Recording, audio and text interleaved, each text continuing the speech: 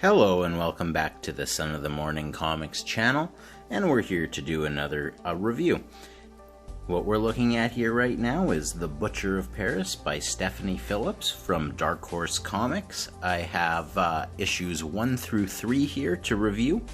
I'm not sure exactly how many issues there are in this miniseries. I don't know if it's 4, 5, 6, but it is a miniseries.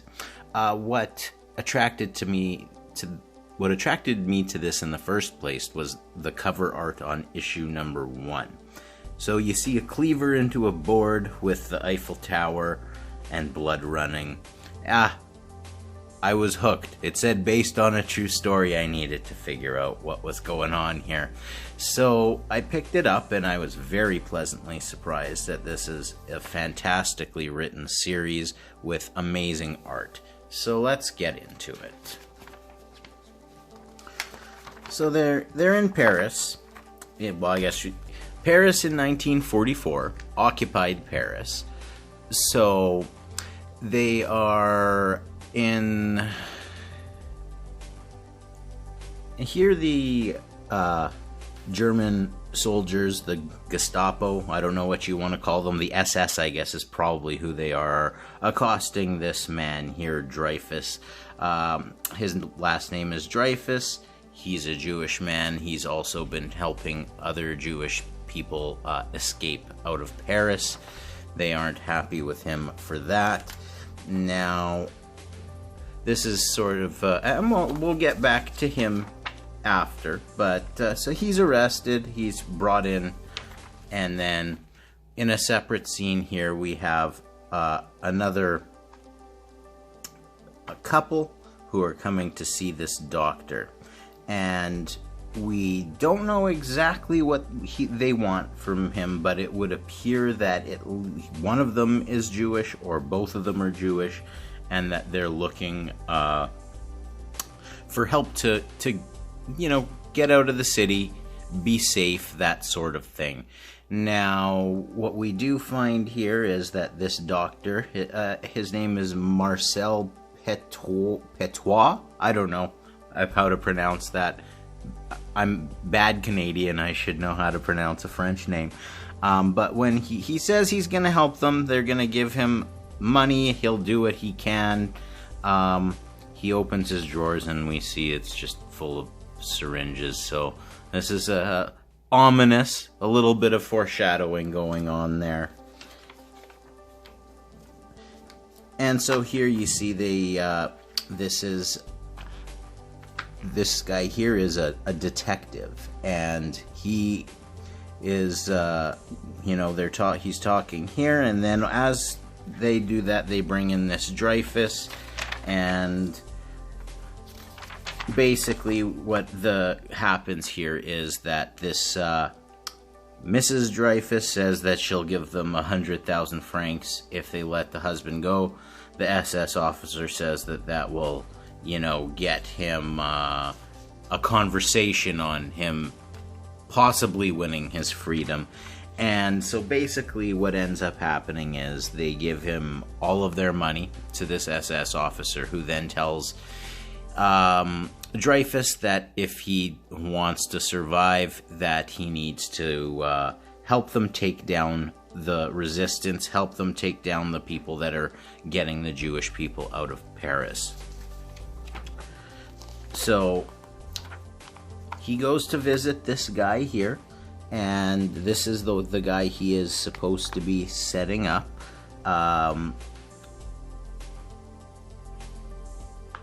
So he's here talking to the guy. He wants to know why he's sweating so much.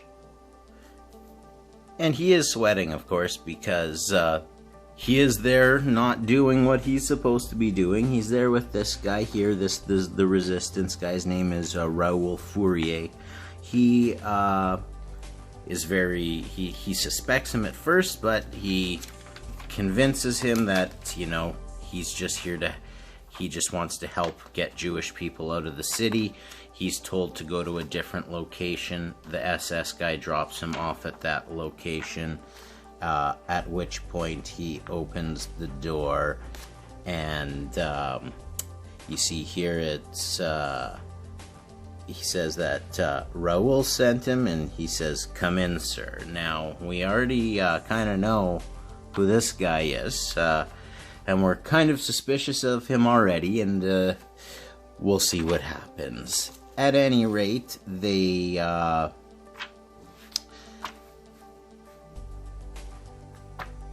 police are gathered around this apartment here. There was a horrible smell in the apartment, so they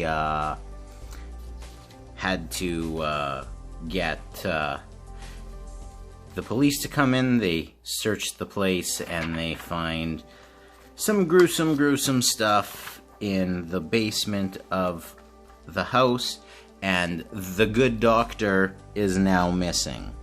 And so, you know, they're trying to figure out where he is. The detective shows up, and they show him sort of the crime scene. So we know that this guy is not a nice guy. This doctor, Dr. Petois, I think. I don't know if that's the proper pronunciation of his name, but we know we think he's the murderer, and this stuff isn't too important here. So they're in the morgue. The SS officers being ridiculous in the morgue, smoking, wanting to know what's going on. Basically, the mortician points out to him that whoever did this, whoever killed all of these people, knew what they were doing. The cuts are all precision. The blood was drained. Every precaution was taken, and they've asked him if he's identified any bodies. He's only managed to identify a few, but he has 6 garbage cans full of different bones and skulls and whatnot. And then they're looking around this house, and they find what looks to be like a torture chamber of sorts. The detective, I guess, just doesn't really like this. It really bothers him, freaks him out. He has to get out of there for a minute. And so he does. They get out. And his son, who he's with there right now, asked him what was wrong. He said it reminded him of this murder spree that happened during World War I, where he was a detective, where 11 women were killed, and he basically feels like he didn't do anything to help, and it's his fault type thing. As they are running away, he gets, as they're leaving, he gets a telegram, and it's that he's supposed to arrest Dr. Petois because he's a dangerous lunatic. And that's an understatement. And so he heads off from there. Now we're in a strip club, I guess it is. So now it's important to note that, just before we get into the next part, that the detective there, he notes that they need to find the doctor before the Germans do. And so they're just talking about some strategy stuff here, talking about the issues with the commander and getting rid of the detective and that sort of stuff, getting it in the way. This SS officer wants the other one to leave so he can have his fun, which he does. Then over here we have, this is the doctor's wife. We see that she's trying to leave or get on a train. They stop her, and they basically ask her, about her husband's crimes. She says he's done nothing wrong, and she faints. And then we'll move on to issue number 3. So now, the first couple pages there it's just showing the Dr.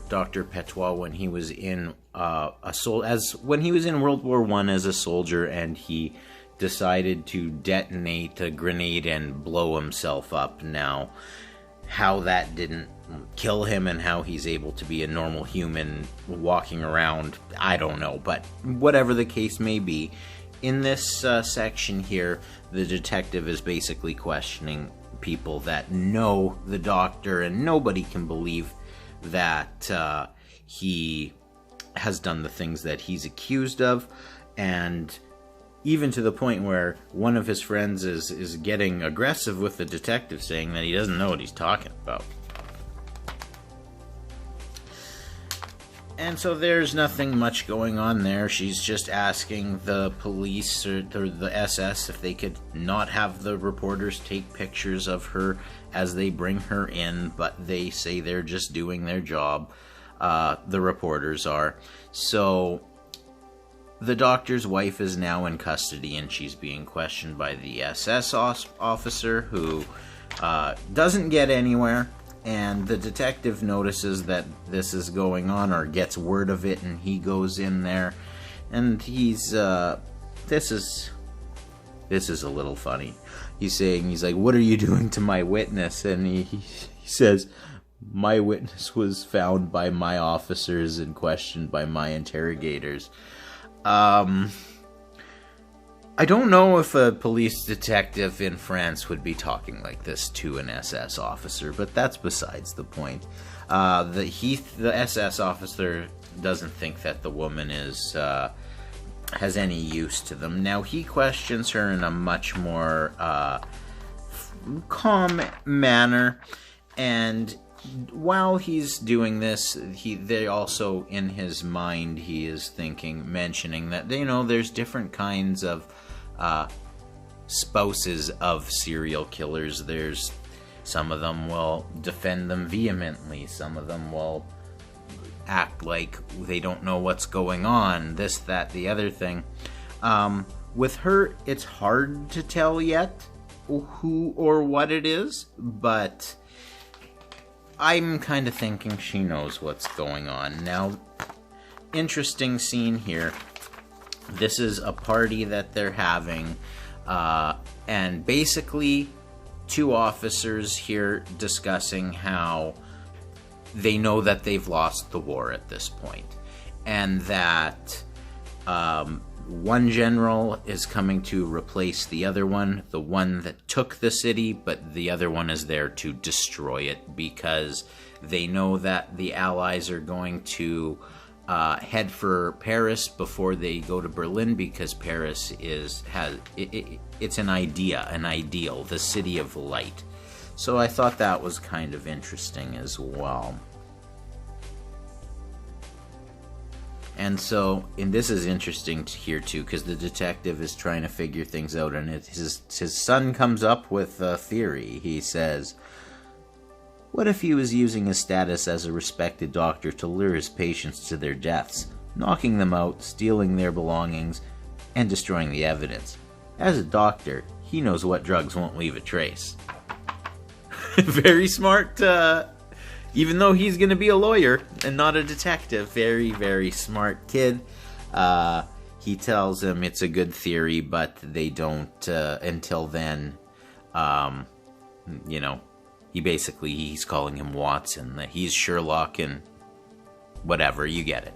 Anyway, at the very end of the issue here, the Dr. Petois shows just how brazen he is by showing up and delivering a telegram right at the detective's office, saying that he's an innocent man, and signing that it's from him and that he's a resistance fighter.